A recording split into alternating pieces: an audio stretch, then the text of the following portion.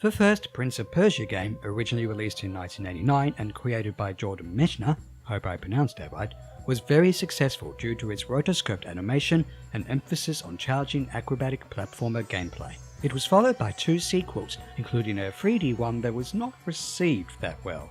The franchise that was inspired by the Arabian Nights stories as well as adventure films was bought by Ubisoft, who hoped to make a game featuring the title character that would breathe life into the action-adventure genre. The question is, did they succeed?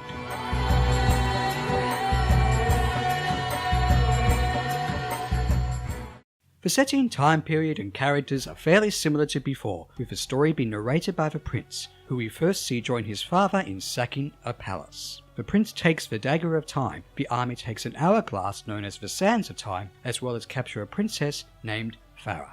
These all appear to be gifts for the Sultan of Assad, but a vizier who's about to die tricks the prince into releasing the sands from the hourglass, which turn people into sand creatures. The prince, Farah and the vizier narrowly escape the sands. The prince has a dagger that can rewind time and a reluctant ally in Farah, and only he can prevent the sands from spreading.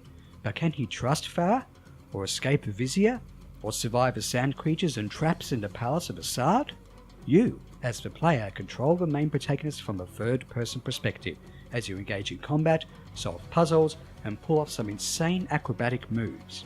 You don't need to be familiar with the previous Prince of Persia games, as most of the basics are taught to you in the opening section where the palace is sacked. One of the most notable moves that you can pull off is wall running, which is instrumental in landing on or jumping off to a platform.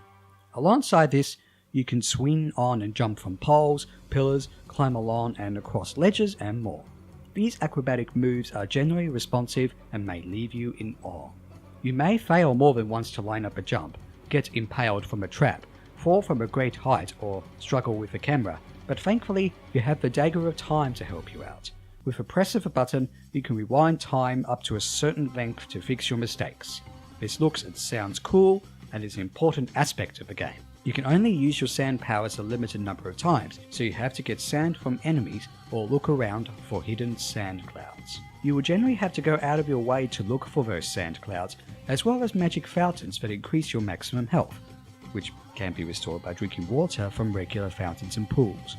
But the adventure is generally linear. That's not really a problem, as the level and puzzle design, as well as structure and sense of progression, is easily the game's biggest strength. It all seems logical, with jumping from one platform to another feeling seamless without resorting to cheap tricks. The challenges gradually get more difficult, with the basic moves always being utilised, plus the gradual learning of other basic moves that are easy to understand.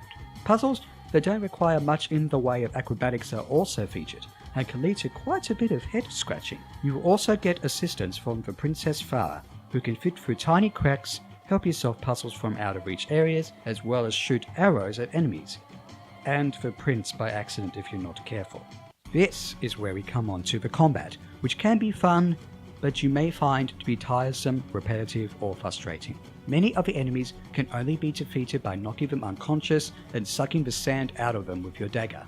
Some enemies have certain defenses or moves, which means they can only be hurt in specific ways, such as jumping over them or bouncing off a wall. Most of the time, combat is done in small or narrow areas, which can lead to you feeling quite overwhelmed by enemies sometimes.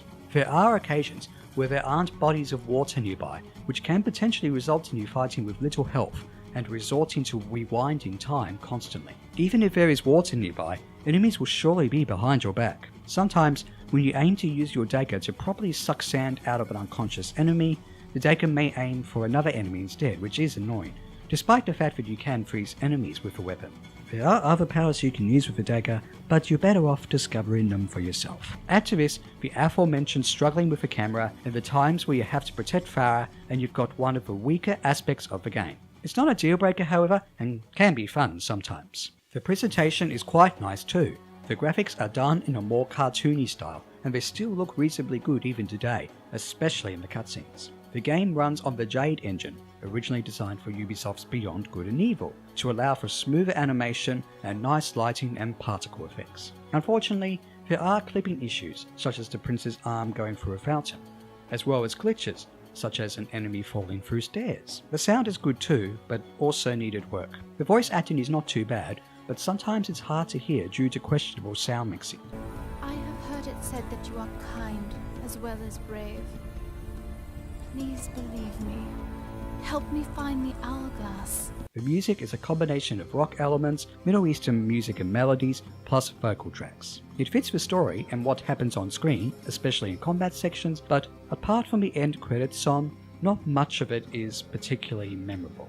Development of the game was problematic, such as the pre-production period being extended from 10 months to 14 months, which is probably a reason as to why the presentation, camera, and controls are not exactly perfect. Plus, the game is fairly short, taking anywhere between 8 and 12 hours to complete, maybe less if you're really good, and ends with a fairly disappointing final boss fight. Despite all this, the game has to be commended for its well done level and puzzle design, nice animation and art style, as well as its simple yet compelling story that is suitably emotional in the way it pans out.